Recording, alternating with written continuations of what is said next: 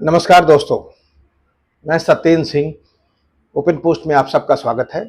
Open post में आज मैं बात करूंगा हरियाणा की। हरियाणा में कल विधानसभा चुनाव के जो परिणाम आए हैं, इन्होंने लगभग सबको चौंका दिया। दरअसल ये मान के लोग चल रहे थे कि हरियाणा में कांग्रेस पार्टी बड़ी जीत की तरफ बढ़ रही है या भाजपा को बड़ी पराजय का मुंह देखना होगा। लेकिन फाइनली जो रिजल्ट आए हैं, उन्होंने साफ कर दिया कि भाई सारे आकलन गलत हो गए, सारे एग्जिट पोल गलत हो गए, सारे पॉलिटिकल एक्सपर्ट्स गलत हो गए और फाइनली भारतीय जनता पार्टी ने ऐतिहासिक जीत दर्ज की। ऐतिहासिक जीत का मतलब यह है कि आप सोचिए कि तीसरी बार हरियाणा में भारतीय जनता पार्टी पावर में आई है, लगातार तीसरी बार। यह हरियाणा जैसे राज्य में बहुत मायने रखता है, जहां लगातार सरकारें उलटती पलटती रही हों और वो भी जो अपनी पहली परफॉर्मेंस थी उससे बेहतर पोजीशन में। अगर आप हरियाणा को देखें तो हरियाणा एक ऐसा राज्य है जहां भारतीय जनता पार्टी वैसे तीसरे चौथे नंबर की पार्टी थी। 2014 के लोकसभा चुनाव में भाजपा वहां बड़ी पार्टी बन के उभरी और 2014 की विधानसभा चुनाव में 47 विधानसभा सीटें जीत के सबसे बड़ी पार्टी बन के पहली बार सरकार बनाई। 2019 में भी भाजपा ने अपनी सरकार बनाई, लेकिन वो गठबंधन सरकार थी। तब भारतीय जनता पार्टी को लगभग 36% वोट मिले थे, जो कि करीब 31 या 33% वोट 2014 में थे विधानसभा में। और ये जो चुनाव है, इस बार भारतीय जनता पार्टी को 40% से ज़्यादा वोट मिले हैं और भारतीय जनता पार्टी ने 2014 से ज़्यादा विधानसभा की सीटें जीती हैं। ये बड़ी उपलब्धि है और बहुत उत्साहित करने वाली भाजपा के लिए बात है। तो इसने सबको चौंका दिया, क्योंकि तमाम सारे पंडित ये मान के चल रहे थे कि शायद भाजपा यहाँ बुरी हार की तरफ बढ़ रही है। तो इस चुनाव की जो रिजल्ट है उसकी ऐतिहासिकता का सबसे बड़ा कारण तो यह है। और इस चुनाव का बहुत खास मायने भाजपा के लिए और भी है, वो ये है कि मोदी के लिए चुनाव बहुत मायने रखता था। हरियाणा में भारतीय जनता पार्टी को मोदी ने खड़ा किया है। भारतीय जनता पार्टी हरियाणा में तीसरे चौथे नंबर की पार्टी थी। 2014 में मोदी के आने के बाद से भारतीय जनता पार्टी सबसे बड़ी पार्टी बनी वहां पे, और तब से लगातार भारतीय जनता पार्टी वहां सबसे बड़ी पार्टी है। यही कारण है कि 2014 में विधानसभा चुनाव के बाद खट्टर जैसे आदमी को मोदी जी ने मुख्यमंत्री बना दिया। खट्टर साहब संघ के कार्यकर्ता थे। हरियाणा के चुनाव में उनकी कोई पकड़ नहीं थी, जमीन पे कोई पकड़ नहीं थी, क्योंकि मोदी जी के नाम पे चुनाव लड़ा गया था। 2019 का चुनाव भी मोदी जी के नाम पे लड़ा गया था। यह चुनाव भी चाहे उनके नाम पे लड़ा गया हो या न लड़ा गया हो, इस चुनाव के भी संकेत मोदी जी के ही पक्ष में है। दरअसल इस चुनाव में तो थोड़ी सी दिक्कत ये थी कि शायद जिस तरह का माहौल था उसे भाजपा भी मान के चल रही थी कि भारतीय जनता पार्टी चुनाव हार रही है, और उसे इस बात का डर था कि शायद इस चुनाव में हार जाने के बाद मोदी की छवि को डेंट लगेगा। और एक ऐसे दौर में जब मोदी के खिलाफ भाजपा के अंदर भी बहुत तरह के लोग काम कर रहे हैं जो भाजपा मोदी को निपटाना चाहते हैं, तो ऐसे में मोदी की छवि को बचाना मोदी के लिए बहुत इंपॉर्टेंट थी। यही कारण है कि नरेंद्र मोदी जो हर विधानसभा चुनाव के पहले रोड शो करना या वहां पे यात्रा करना शुरू कर देते हैं या रैली करना शुरू कर देते थे, हरियाणा में उन्होंने नहीं किया कुछ। हालांकि लोकसभा चुनाव के बाद बहुत समय नहीं था, लेकिन उन्होंने कोई बड़ी रैली नहीं की, कोई बड़ी पदयात्रा नहीं की, कोई रोड शो नहीं किया चुनाव घोषणा होने के पहले। और चुनाव की घोषणा के बाद भी उन्होंने 2-3 रैलियां की, जो बहुत बड़ी रैलियां नहीं थी। और यही कारण है कि ये भी कहा जाने लगा कि शायद मोदी जी ने रण छोड़ दिया। और भाजपा की हार के लिए सबसे खास बात यही थी, जिसके बारे में लोग कहते थे मोदी जी मैदान में नहीं है, अब शायद उन्होंने हार मान ली। लेकिन जो कुछ हुआ है वो अलग है। उससे संकेत साफ है कि भाई हरियाणा में भारतीय जनता पार्टी मजबूत है। जाहिर है कि मोदी जी अभी भी मजबूत है, मजबूत ही नहीं है बल्कि मोदी की छवि मजबूत है, क्योंकि हरियाणा में बीजेपी में के पूरे विकास में मोदी की छवि का रोल है। तो यह मोदी के लिए बहुत ही क्या बोलते हैं, उनके लिए बहुत कंफर्ट में ले जाने वाली बात है, क्योंकि यह साफ हो गया कि लोकसभा चुनाव के बाद, लोकसभा चुनाव में मोदी की छवि गिरी थी, कमजोर हुई थी, जिसके नाते वो मेजॉरिटी से नीचे आ गए थे। लेकिन उसके बाद मोदी की छवि में कोई गिरावट नहीं है। हरियाणा के चुनाव से साफ हो गया कि जहां पे लोकसभा चुनाव थे भारतीय जनता पार्टी के लिए वहीं पर हैं, या जो लोकसभा चुनाव में भारतीय जनता पार्टी के खिलाफ मोमेंटम था वो मोदी और वहां के राज्य सरकारों के खिलाफ की इनकम्बेंसी का कंबाइंड था मोमेंटम उनके खिलाफ। नई इनकम्बेंसी के नाते कोई और गिरावट नहीं हुई है और मोदी की छवि चूंकि इंटैक्ट है, इस नाते हरियाणा में पार्टी अभी भी मजबूती से खड़ी है। यह बड़ी खास बात थी। तो इससे मोदी का बड़ा फायदा हुआ है, भारतीय जनता पार्टी का बड़ा फायदा हुआ है। मोदी का फायदा यह है कि कल आपने देखा कि भाई भारतीय जनता पार्टी के कार्यालय मोदी जी आए, फिर से मोदी मोदी हुआ, मोदी है तो मुमकिन है का नारा बहुत दिनों बाद सुनने को मिला। और भारतीय जनता पार्टी के अंदर भी तमाम सारे वो जो लोग हैं या वो संघ के लोग हैं जो इनको लगता होगा कि शायद मोदी का करिश्मा खत्म हो गया, उनके लिए भी संकेत कल से जा चुका है कि नहीं भाई, मोदी जी अभी भी पार्टी में बहुत इंपॉर्टेंट है, अभी भी मोदी की छवि बहुत इंपॉर्टेंट है भाजपा के लिए। मोदी की छवि से निजात पाना इतना आसान नहीं होगा, उससे बाहर जाने की एक लंबी यात्रा होगी।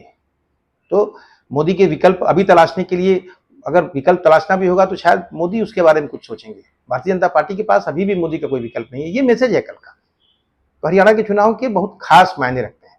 सवाल उठता है कि हरियाणा में दूसरे पॉलिटिकल संकेत क्या है, तो हरियाणा में एक और संकेत है कि पूरे देश की तरह हरियाणा में भी ये जो पूरी राजनीति है ये बाइपोलर हो रही है।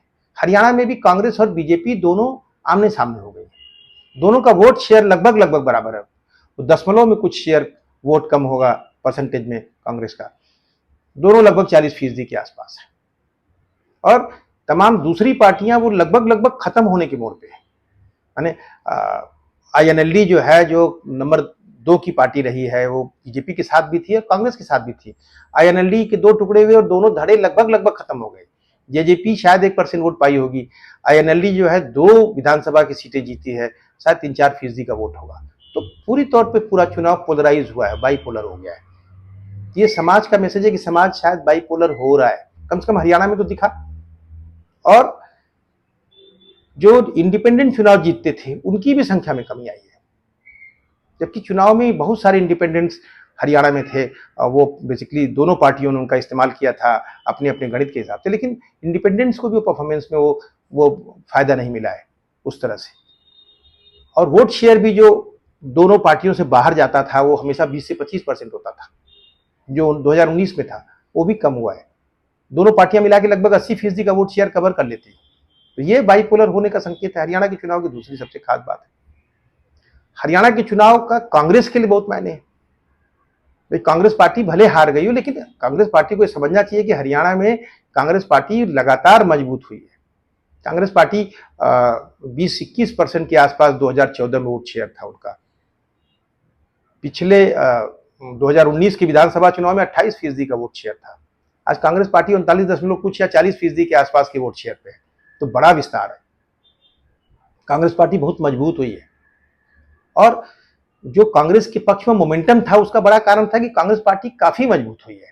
उसका वोट शेयर जैसे लोकसभा में काफी बड़ा था, वैसे विधानसभा में काफी बड़ा, 28 से 40% के आसपास। इस नाते आपको सड़क पे मोमेंटम दिखने लगता है। जब भी किसी पार्टी का इस तरह का विस्तार होगा, इसका वोट शेयर 10 से 12% बढ़ेगा, उसके पक्ष में मोमेंटम दिखेगा। ये मोमेंटम देख करके कांग्रेस उत्साहित हो गए थे और फिर उन्होंने गुड़ गोबर कर दिया चुनाव का। तो मेरा अपना मानना है कि जो मोमेंटम था, जिसके नाते लोग मान के चल रहे थे कि कांग्रेस पार्टी जीत रही है, वो मोमेंटम इसलिए था क्योंकि कांग्रेस पार्टी के पक्ष में वोटों का पोलराइजेशन दिख रहा था। यह बढ़ा है काफी, जो लोकसभा में भी दिखा और वो विधानसभा में भी दिखा। लेकिन कांग्रेस पार्टी की जो लीडरशिप है, स्थानीय लीडरशिप, वो कभी भी सुधरने का नाम नहीं लेती है। कांग्रेस पार्टी जीते हुए चुनाव को हारना जानती है। कांग्रेस पार्टी ने किस अपनी जो उसका चेहरा है वो दिखा दिया। पार्टी के तमाम सारे पुराने नेता जो बैठे रहते हैं पार्टी में, और जैसे ही लगता है कि माहौल बन रहा है, वो सत्ता उनको चाहिए, सब मुख्यमंत्री बनने के लिए मैदान में आ जाते हैं। और सबके अपने लोग हैं। सोचिए, भूपेंद्र हुड्डा जैसे बड़े नेता, मालूम पड़ा कि 70 सीटें वो बांट रहे हैं 90 में से। उनके लोग चुनाव में सबसे ज्यादा टिकट पा जाते हैं। कुमारी शैलजा 7-8 लोगों को, 5-7 लोगों को टिकट दिला पाते, सब लोग चुनाव हार जाते हैं, लेकिन मुख्यमंत्री पद की दावेदारी करते हैं और सबसे बड़ी नेता है। मुख्यमंत्री बनने के चक्कर में ऐसा माहौल हो गया कि भाई भारतीय जनता पार्टी ने उसको मोमेंटम बना दिया। और भाजपा ने कांग्रेस पार्टी को गैर दलित होने के लिए एक तरह से 2-3-4 दिन तो माहौल बनाए रखा। कुमारी शैलजा जी के साथ वही कहानी थी, या और भी लोग हैं। जैसे ही पावर में आने की संभावना बनती है, कांग्रेस पार्टी के तमाम सारे मठाधीश खड़े हो जाते हैं। तो कांग्रेस पार्टी को यह भी सीखना पड़ेगा कि पार्टी है। आज पार्टी का विस्तार हो रहा है कि पार्टी के वैचारिकी के नाते, राजनीतिक लामबंदी के नाते पार्टी का विस्तार हो रहा है। और लोकसभा चुनाव से लेकर अब तक जो चीजें बदली हैं, उसमें राहुल गांधी का बड़ा रोल है। राहुल गांधी की छवि के नाते हो रहा है। और राहुल गांधी की छवि इसलिए नहीं कि राहुल गांधी बहुत बड़े पहलवान है, इसलिए कि राहुल गांधी वैचारिकी लेके चल रहे हैं। उस वैचारिकी के साथ पार्टी मजबूत हो रही है। तो पार्टी इंपॉर्टेंट है, पार्टी में सबको दावेदारी करने का हक है, लेकिन पार्टी कोई एक व्यक्ति नहीं चलाता है। किसी एक व्यक्ति के सामाजिक समीकरणों से, उसके समाज में मजबूत होने से पार्टी नहीं चलती है। पार्टी का विस्तार वैचारिकी के जमीन पे होता है। अगर किसी समाज के लोग आपके साथ खड़े हैं तो भी इसी नाते खड़े होते हैं क्योंकि वो विचारों के साथ खड़े होते हैं, वो अपने आप को ट्रांसफॉर्म करते हैं। अगर आप किसी एक समाज समूह के हैं और उस समाज में आपकी गहरी पैठ है, ये मान लीजिए कि उस समाज के लोग सिर्फ आपके नाम पे, ऐसा नहीं है, आपके नाम पे हैं और उस पार्टी की वैचारिकी के साथ खड़े होते हैं। तो कांग्रेस पार्टी की अपनी वैचारिकी है, कांग्रेस पार्टी मजबूती से खड़ी हुई है, तो पार्टी की भूमिका बहुत इंपॉर्टेंट हो जाती है। जो इंडिविजुअल्स हैं, जो पुराने नेता हैं, उनको इसको समझना पड़ेगा, नहीं तो पार्टी लगातार मजबूत नहीं हो पाएगी, पार्टी वहीं खड़ी रहेगी। अगर आप देखिए तो लोकसभा चुनाव के बाद कांग्रेस पार्टी के संगठन में कोई बड़ा फेरबदल बदल नहीं हुआ है, नीचे पार्टी वहीं खड़ी है। पार्टी ने जो एडवांटेजेस पाए हैं लोकसभा चुनाव के दरमियान, उसको जमीन पे ट्रांसलेट करने की कोई कोशिश नहीं की, बल्कि जो पुराने मठाधीश हैं उन्होंने कुर्ता और सफेद करा दिया। ये कांग्रेस पार्टी की अपनी दिक्कत है। मध्य प्रदेश में ऐसे ही हुआ था, वापस आकर के हरियाणा में भी वैसे हो गया, वरना कांग्रेस पार्टी चुनाव अच्छे से लड़ सकती थी, शायद ये कांग्रेस पार्टी चुनाव जीत भी जाती। भाजपा कमजोर नहीं है, लेकिन कांग्रेस पार्टी के पक्ष में मोमेंटम हो सकता था। दूसरी खास बात थी कि जब कोई ये डोमिनेंट सामाजिक समूह है, जैसे मान लीजिए हरियाणा में जाट है, बड़ी आबादी है उनकी, पॉलिटिकली बहुत डोमिनेंट रहे हैं, जैसे कोई ऐसे जो कोई सामाजिक समूह जब किसी पार्टी के साथ खुल के आता है तो दूसरे समाजों में गोलबंदी तेज होती है। तो पॉलिटिकल पार्टियों को राजनीतिक स्तर पर पहल करनी चाहिए। अगर वो सामाजिक मसल दिखाने की कोशिश करेंगे तो उनके खिलाफ सामाजिक गोलबंदी और मजबूत होगी, जो भाजपा के पक्ष में हुई होगी शायद, जिसका भाजपा को फायदा मिला होगा। तो यह भी बहुत इंपॉर्टेंट है, जिसको पार्टी को समझना चाहिए और कांग्रेस पार्टी को खासतौर पर समझना चाहिए, क्योंकि कांग्रेस पार्टी की दिक्कत है कि पार्टी अभी भी 10 साल से संघर्षों से निकलने के रास्ते पे है, लेकिन पार्टी की लीडरशिप जो है, जो एस्टैब्लिश पुरानी लीडरशिप है, वही है। वो सिर्फ सत्ता के आसपास कुछ खेल कर देना चाहती है और वो अपने को लेकर के ओवर ऑब्सेस्ड है लोग। अभी भी पार्टी विचारों को फ्रंट पे नहीं रख पा रही है और सारा जिम्मा सिर्फ राहुल गांधी के सर पे डाल दिया गया है।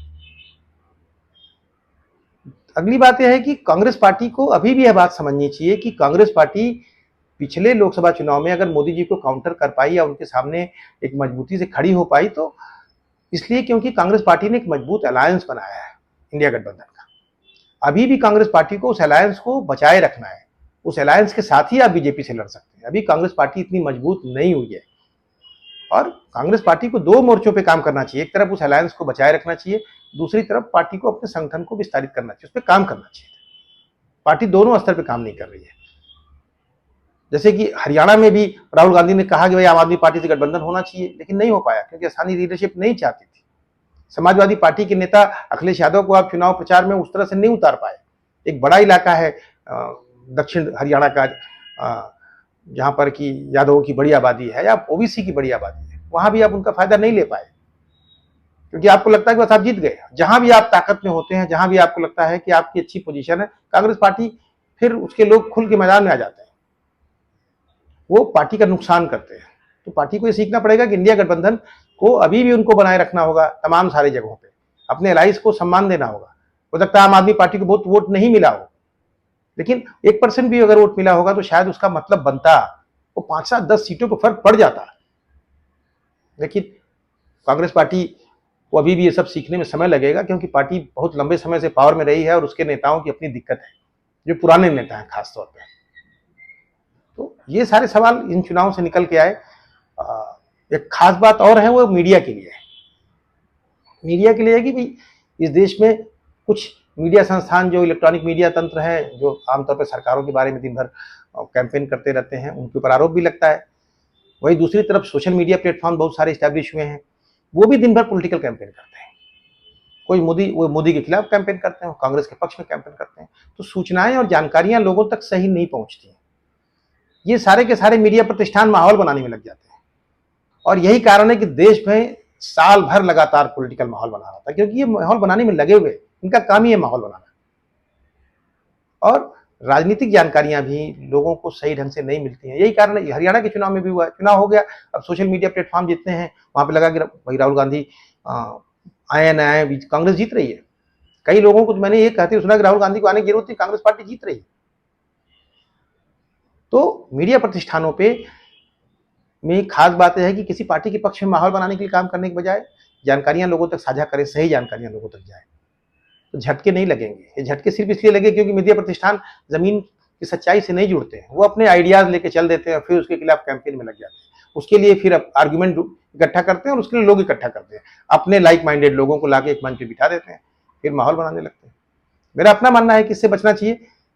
जो जो पॉलिटिकल प्रोसेस है, लोकतंत्र को मजबूत करने के लिए लोगों के बीच में सूचनाएं पहुंचनी चाहिए, लोगों तक जानकारियां जानी चाहिए।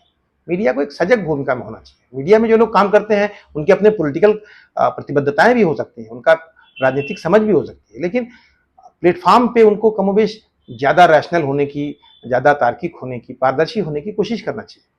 नहीं तो क्या होगा कि आप कई बार मोमेंटम बनेगा, लोगों को लगे होने ये जा रहा है, फिर हो ये जाएगा, और ये सोच लेना कि आपके मोमेंटम बनाने से कुछ हो जाता है, तो ऐसा होता नहीं। जनता चुनाव में अपना मन बना लेती है, जनता अपने मन से वोट देती है। अगर सिर्फ मीडिया प्रतिष्ठान ही चुनाव जितवा लेते तब तो फिर कोई नहीं हारता। भारत में जनता अभी भी अपने जीवन को लेकर के, अपने संघर्षों को लेकर के जीवन को समझती है और अपने हिसाब से वोट करती है। तो मेरा अपना मानना है कि हरियाणा के चुनाव ने कई संकेत दिए, भाजपा के लिए भी, कांग्रेस के लिए भी और मीडिया के लिए भी। बहरहाल किसी और विषय पे बात करेंगे फिर आगे, तब तक के लिए नमस्कार।